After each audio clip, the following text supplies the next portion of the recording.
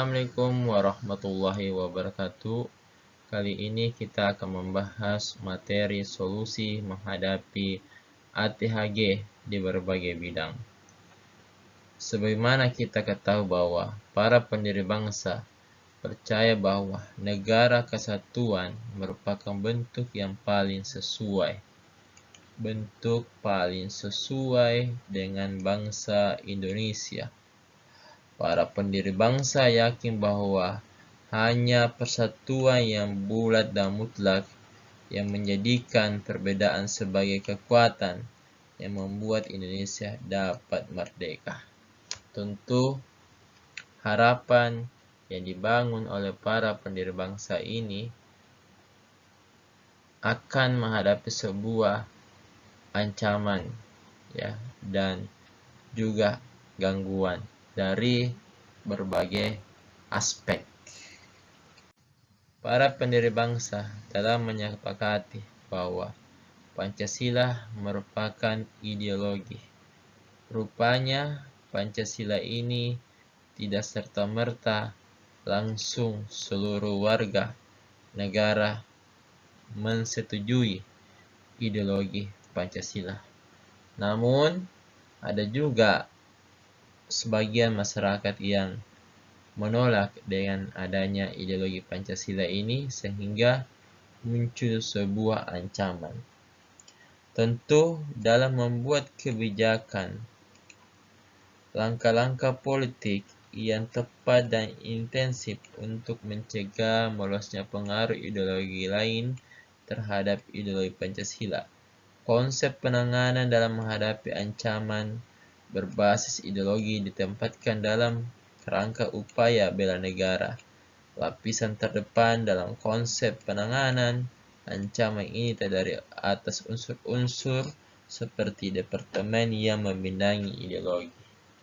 Jadi Pancasila dihadapkan sebuah ancaman dari ideologi lain, dari pemikiran lain yang mencoba memengaruhi masyarakat Indonesia. Namun dengan adanya strategi-strategi yang dibuat dalam menghadapi ancaman itu, salah satunya adalah membuat badan tertentu, badan penanaman Pancasila, untuk mengatasi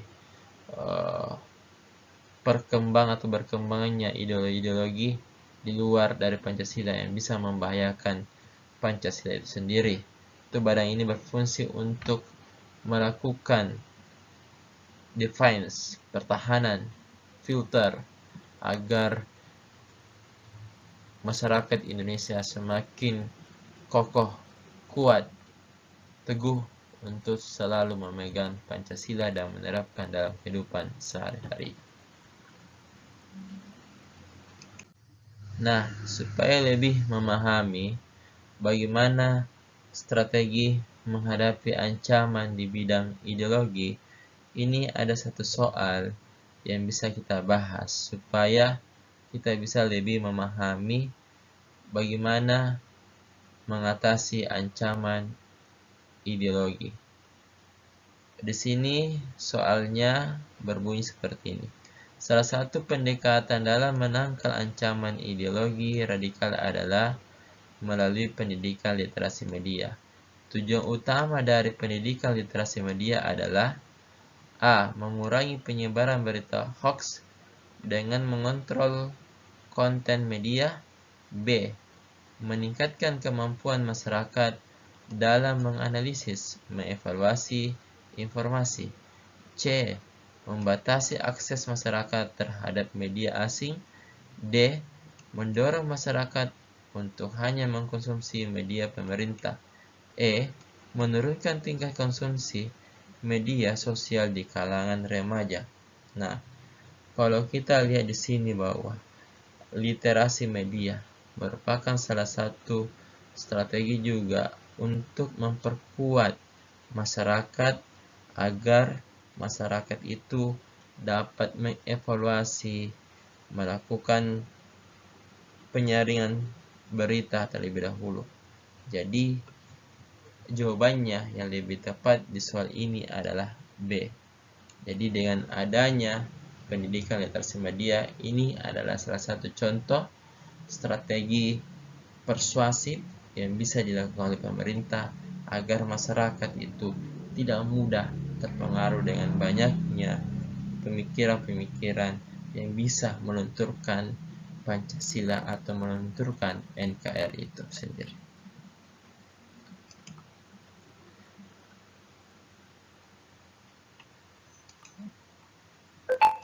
Nah, yang kedua adalah strategi menghadapi ancaman dari bidang politik.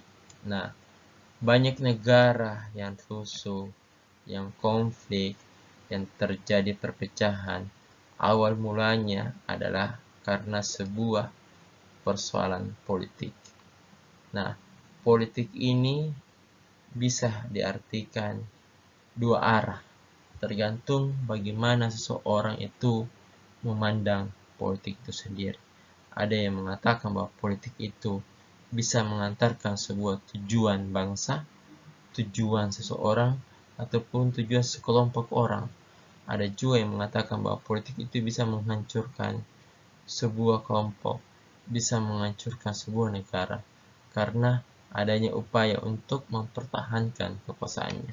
Untuk itu, yang perlu kita lakukan adalah ada dua cara. Yang pertama adalah pendekatan ke dalam, dan yang kedua adalah pendekatan keluar. Yang bagaimana itu yang dimaksud dengan pendekatan ke dalam adalah strategi bagaimana memperkuat sistem politik yang ada di dalam negeri, memperkuat demokrasi, melakukan upaya-upaya demokrasi yang dinamis.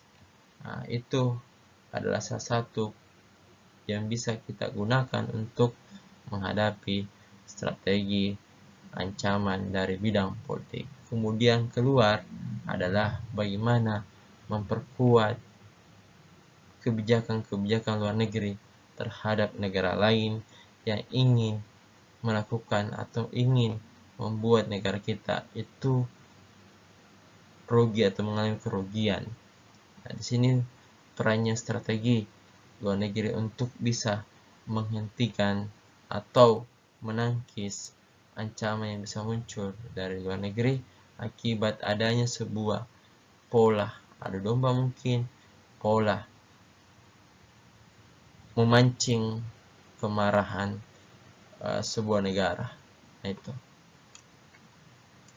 Nah, supaya lebih paham, maka kita akan bahas soal lain terkait strategi menghadapi ancaman di bidang politik.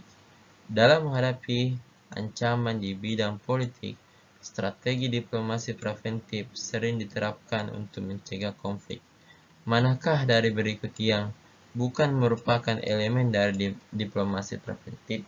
Ingat, preventif itu adalah sebuah tindakan ya ketika suatu peristiwa itu sudah terjadi atau berlangsung terjadi, barulah diambil sebuah kebijakan. Nah, kalau kita lihat di sini ya, negosiasi ini boleh dikatakan sebelum ya terjadinya konflik. Sama juga mediasi, perdamaian ini juga setelah terjadinya konflik baru dilakukan perdamaian. Pencegahan krisis, pencegahan krisis upaya untuk mendamaikan. Namun yang preventif ini lebih pada konteks yang bisa membuat suatu negara itu mengalami kejeraan atau jerah, yakni jawabannya adalah C, sanksi ekonomi, atau bisa juga dikatakan embargo ekonomi, memberikan sebuah tekanan ancaman terhadap negara yang melakukan ancaman di bidang politik untuk putus hubungan. Yang ketiga adalah strategi mengatasi ancaman dari bidang ekonomi. Tentu, ekonomi yang dibangun oleh negara kita adalah ekonomi berlandasan Pancasila atau ekonomi kerakyatan. Ekonomi yang dibangun berdasarkan sistem gotong royong, ekonomi yang dibangun berdasarkan sistem empati dan simpati. Nah, Tentu sistem yang dibangun oleh negara kita itu justru menghadapi sebuah tantangan yang datang dari dalam maupun dari luar. Nah, bagaimana caranya untuk mengatasi? Itu tentu adalah strateginya adalah lapangan kerja yang harus dibuat padat, kemudian juga memberantas masyarakat kurang mampu, membangun infrastruktur, penciptaan iklim usaha yang baik dan kondisif, serta selalu melibatkan kemajuan dan perkembangan yang tidak boleh mengalami sebuah ketertinggalan. Untuk menghadapi ancaman berdimensi ekonomi dari luar, tentu Indonesia harus menjaga membangun hubungan baik dengan negara-negara utamanya dari negara yang memiliki pengaruh besar di dunia. Nah, supaya lebih paham, maka kita mengerjakan soal. Pada sektor ekonomi, pemerintah sering menggunakan kebijakan fiskal sebagai strategi untuk menghadapi sebuah ancaman. Kebijakan fiskal itu kontraktif bertujuan untuk apa? A. Mengurangi inflasi dengan cara menaikkan pajak dan mengurangi pengeluaran pemerintah. B. Meningkatkan pertumbuhan ekonomi dengan cara menurunkan pajak dan meningkatkan pengeluaran pemerintah. C. Mengurangi pengangguran dengan cara memberikan insentif pajak bagi perusahaan yang membuka lapangan kerja baru. D. Menstabilkan nilai-nilai tukar dengan cara mengontrol jumlah uang yang beredar di masyarakat. E. Meningkatkan ekspor dengan cara memberikan subsidi kepada usaha produsen lokal. Nah, di sini jawabannya adalah kalau kebijakan fiskal itu berhubungan cara bagaimana inflasi itu bisa turun. Inflasi ini datanya dari luar yang kemudian juga mempengaruhi dari dalam sebuah negara. Nah, kebijakan fiskal ini adalah dengan cara apa? Menaikkan pajak, tapi pengeluaran pemerintah dikurangi atau minimalisir pengeluaran pemerintah. Nah, salah satu ancaman adalah di bidang sosial budaya. Nah, sosial budaya ini merubah karakter suatu masyarakat yang tadinya bersahaja menjadi brutal, yang tadinya sopan santun menjadi kurang ajar. Nah, itu akibatnya karena pengaruh bidang sosial dan budaya. Untuk mengatasi ancaman terhadap sosial budaya, pemerintah banyak melakukan program untuk meningkatkan rasa kecintaan terhadap budaya, misalnya dengan program Aku Cinta Produk Indonesia, memberikan dorongan untuk pelestarian budaya lokal serta memberi batasan terhadap media yang memberikan dampak buruk terhadap bangsa ini. Hal ini karena media merupakan aturan yang memudahkan untuk transfer budaya. Jadi memang boleh dikatakan bahwa efek dari luar yang masuk ke Indonesia itu besar. Maka perlu ada upaya dari pemerintah menghadapi ancaman sosial dan budaya ini yang nampaknya tidak secara langsung merubah semua, tapi perlahan-lahan bisa saja merubah karakter sebuah bangsa itu sendiri.